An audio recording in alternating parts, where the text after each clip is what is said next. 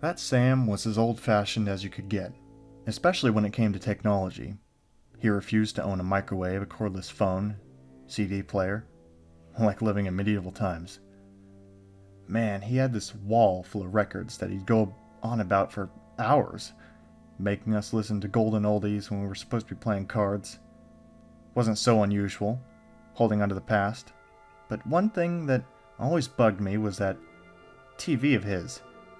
High definition was all the rage, but there was Sam with this black and white RCA from the Stone Age. I mean, you had to turn a dial to change channels, and there was only 13 of them. I don't even know how he got any kind of signal. He used to say that God kept the shows coming. Maybe he believed in the spirit of his dead wife Agnes, who was beaming cable down from heaven. Come to think of it, this technology business all started when she died.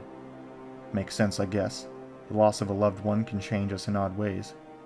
I think Sam wanted to stop time, or go backwards even.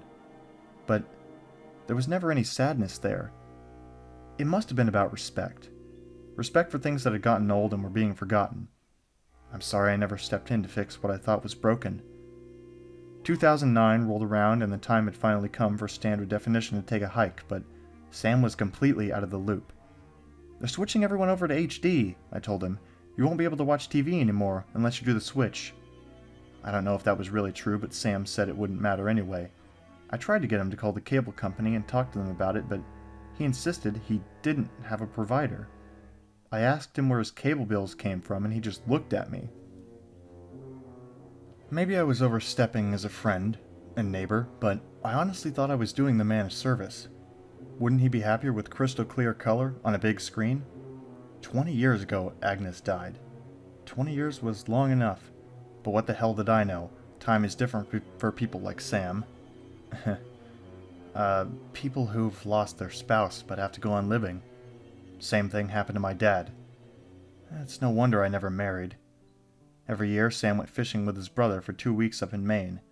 Being his most trusted neighbor, I had a key to his place in case of emergencies. But that year I abused his trust and did something I'll regret for the rest of my life. I called up the cable company, posed as Sam, and had cable installed in his house. I even brought him a brand new 32-inch television and had him put the bills in my name. Sounds like a good deed, right? Totally illegal, but a good deed nonetheless. We all thought it was brilliant and exciting, imagining Sam's face when he would walk in and see the future had dropped right into his living room. Hell, we threw a little party of sorts in his house to celebrate. What a bunch of jackasses we were, patting ourselves on the back like we'd saved the guy from his oppressive regime known as standard definition. I placed his beloved hunk of junk right next to that thin black beauty for a nice juxtaposition. The old and the new, side by side. I knew he wouldn't be able to resist at least trying it out. Sam returned late, one rainy night from his fishing trip. I'd been waiting up so I could see his reaction, but I was dog-tired by that point. I looked out my kitchen window into his living room. The TV wasn't visible, but I knew it was on from the reflections in the glass. Man, I so wanted to call him and yell, "Surprise!" but it was more fun imagining what he must have been thinking. Maybe he thought God did it. I waited for something to happen. Was he going to call and accuse me, or thank me? The phone never rang, so I assumed he didn't want to wake me up. I wondered if he called the police, but nobody showed. The waiting was driving me nuts. If I hadn't been ready to conk out, I would have gone over there. I wish I'd gone over there now. Early in the next morning, I phoned him up. It just rang, no answering machine, so I went and banged on his door. I could hear the TV, but nothing else. It's not like I couldn't go right in, but I sensed something was wrong, and I just wanted Sam to come and tell me everything was okay.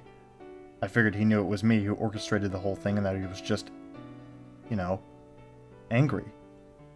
Apprehensive as all hell, I went in, leaving the door wide open. A nervous violin crescendo escalated to a climax and then vanished, followed by a horrible scream that startled me something fierce. It sounded like one of those slasher films. I didn't recall Sam being a fan, but with over 100 channels, he was bound to stumble across all kinds of garbage. I called out his name from the front hallway as I crept toward the living room. When he didn't respond, I thought he might have passed out from watching TV all night. But then I noticed his old RCA had fallen onto the floor, face down. Not a good sign. As I gently lifted it back onto the table, there was Sam's body laying right next to it, face down as well. He had one hand clutching his heart and the other reaching for something, probably the TV, but with the way he fell, I'm not sure which one. I quickly turned him over to check his pulse. Needless to say, he was gone. That face still haunts me. His mouth agape, his eyes all bugged out and bloodshot. It's not something you forget easily. After the cops showed up, I spent a lonely night in jail. No charges were filed. Yes, I was technically a criminal, but the coroner said that Sam had died of a heart attack. Must have had the bejesus scared out of him by something, he suggested.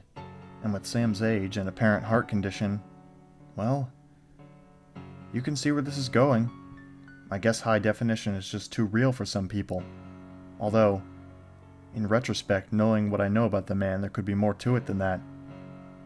I still have Sam's old television up on a shelf. The screen's cracked a little, but the picture's okay. Sometimes, I could swear, it turns on by itself when I'm not in the room. Maybe he's trying to tell me something. I just go up to it and say, "Sorry, buddy," and give it 2 light pats on the side. I mean it, too. I'm really sorry, Sam. I guess you're with Agnes now.